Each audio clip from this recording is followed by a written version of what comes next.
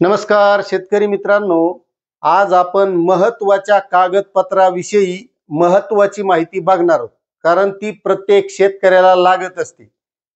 काय माहितीये का, आपल्याजवळ बापजाद्यापासून जमिनी आहेत, काहीने नवीन घेतलेल्या असतील, काहीच्या जुन्या आहेत. आणि आपल्याला या जमिनीचे जर जुने कागदपत्र, जुने म्हणजे 2-4 वर्षाचे, 10 वर्षाचे नाही म्हणत मी, 50 वर्षाचे, 60 वर्षाचे कधी कधी आपल्याला ते काढावं लागतात, ते पाहावं लागतात. आणि हे जर बघायचे असेल तर आपल्याला काय करावं लागतंय, एक तर तलाठ्याकडे जावं लागतंय. तलाठ्याकडे नाही भेटले मग तहसील ऑफिसला जाणं लागते, नाही तर भूमी अभिलेखला जाणं लागतंय. मग तिथं ते भले गठ्ठे बांधलेले असतात मळमळ धुडकेनं, त्या मळमळ धुडके आपल्याला इचकीत बसावं लागतात. कारण तिथला तो कर्मचारी ते काही इचकीत नाही, ते आपल्या पुढं ते गठुडं टाकीतू आणि याच्यात तुमचं पहा म्हणतो, ते काढितू मशीनवर ठेवतो आणि त्याची झेरॉक्स काढून देतो. मात्र आता आपल्याला कोणत्या ऑफिसला कुठं जायची गरज नाही, कोणाला पैसे द्यायची गरज नाही. कारण महसूल विभागाचं माहिती प्रत्येकाला, तहसीलला गेलं की बगैर पैशाचं कोणतंच काम होत नाही. साधी 7/12 काढायची तरी पैसे लागत आहेत, फेरफार नक्कल काढायची पैसे, म्हणजे कोणतंही काम म्हणलं पैशाशिवाय होत नाही. आता हे पैसे म्हणजे काय लय ओरिजिनल पावतीचे पैसे नसतात, पण आता ती परंपरा अशी पडून गेली की प्रत्येकाला वाटतंय आता हे पैसे दिल्याशिवाय काम होत नाही. समोरचा एखाद्या नाही म्हणला तरी हे म्हणतो चहा पाण्याला राहू द्या, अशी आजची परिस्थिती आहे. मात्र एक लक्षात घ्या, महाराष्ट्र शासनानं अशी व्यवस्था निर्माण करून ठेवलेली की आपल्याला घरच्या घरी घर बसल्या ते कागदपत्र बघता येतात. आणि ते कसे बघायचे हे तर मी सांगणारच आहे, पण त्याहूनही एक पुढची गोष्ट सांगतो की आपले सरकारच्या माध्यमातून 1000च्या वर सेवा आता आपल्याला ऑनलाईन पद्धतीनं मिळणार आहेत. एकतर ते आपले सरकार सेवा केंद्रावर मिळणार आहेत, किंवा आपण स्वतः ऑनलाईन आपले सरकारवर रजिस्ट्रेशन केलं तर आपल्याला ते स्वतः काढता येणार आहेत. आणि त्याही पुढे जाऊन मुख्यमंत्री देवेंद्रजी फडणवीस यांनी तर व्हॉट्सअपवर भविष्यात कागदपत्र मिळणार आहेत. म्हणजे कुठं काही टेन्शन घ्यायचं कामच नाही.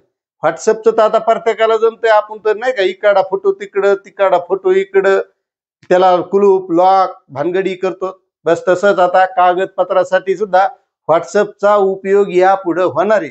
त्यामुळे या गोष्टी प्रत्येकानं शिकल्या पाहिजेत. म्हातारे माणसं असू, ज्येष्ठ असू का पोरं असू, जे जे शेती संबंधित कामं पाहतात ह्या गोष्टी सगळ्या त्या पोहायला आल्या पाहिजेत.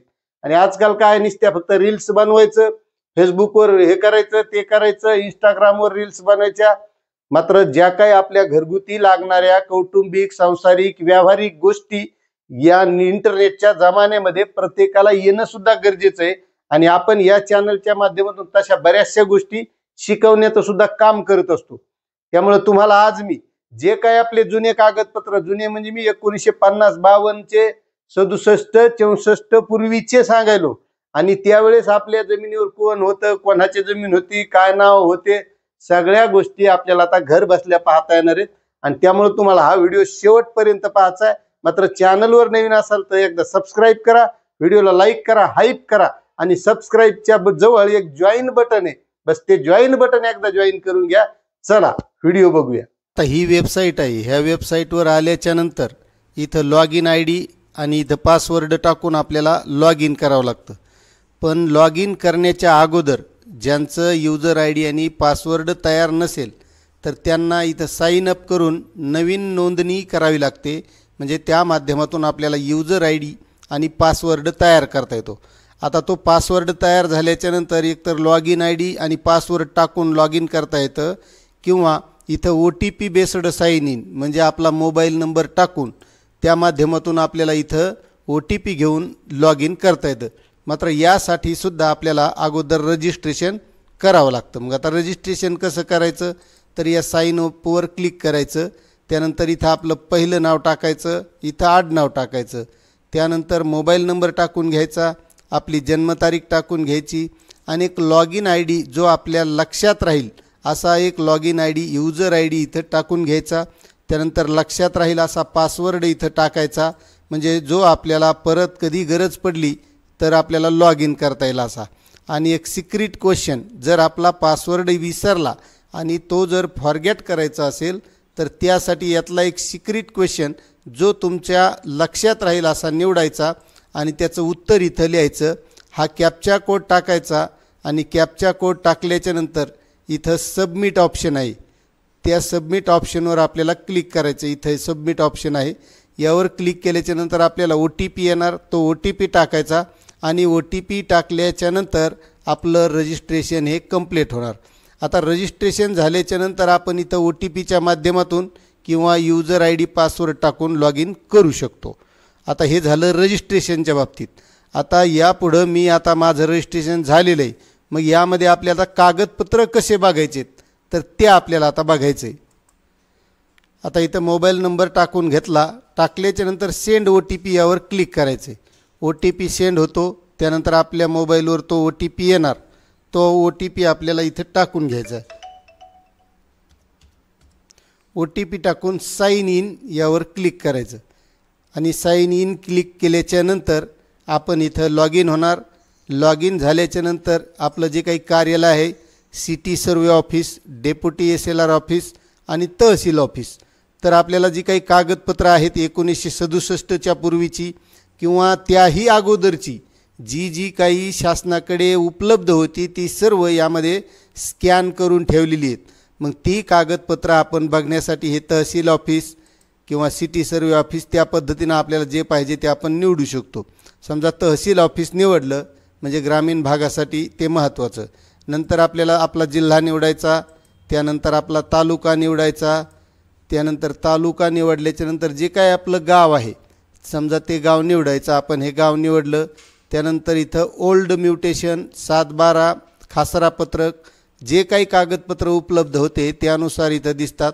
आपण समजा आता 7/12 निवडलं, त्यानंतर इथं गट नंबर टाकून घ्यायचा आणि सर्च बटनला क्लिक करायचं. आता हे सर्च केल्याच्या नंतर आपल्याला हे इथं कागदपत्र दिसणार आहेत. आता हे बघा इथं 2002 ते 2009चे यामध्ये दिसणार आहे.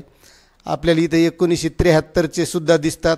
त्यानंतर इथं याही जुने असतील तर आपल्याला इथं 2 नंबर 3 नंबर पेज आहेत, त्या पेजवर जायचं.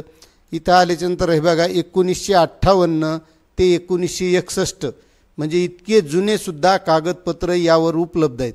आता आपण हे 1958 ते 61 बघूया.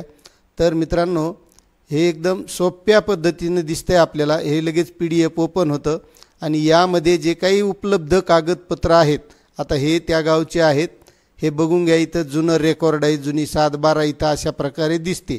आणि मग आपल्याला आता ज्या काही कुणबीच्या नोंदी असतील किंवा आपल्याला कुणबी प्रमाणपत्र काढायचं असेल त्यासाठी किंवा इतर कोणते आपले पूर्वजांचे काय नाव होते किंवा जुनं रेकॉर्ड जमिनीचं काय होतं याबद्दल बघण्यासाठी आपल्याला याचा चांगल्या प्रकारे उपयोग होतो.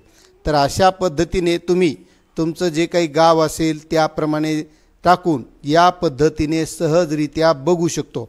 आता इथं जे काही जुने सर्वे नंबर होते त्या पद्धतीने इथं गट नंबर, हिस्सा नंबर, ओल्ड सर्वे नंबर या पद्धतीनं हे टाकून ही सर्व माहिती आपल्याला सोप्या पद्धतीने मिळवता येते.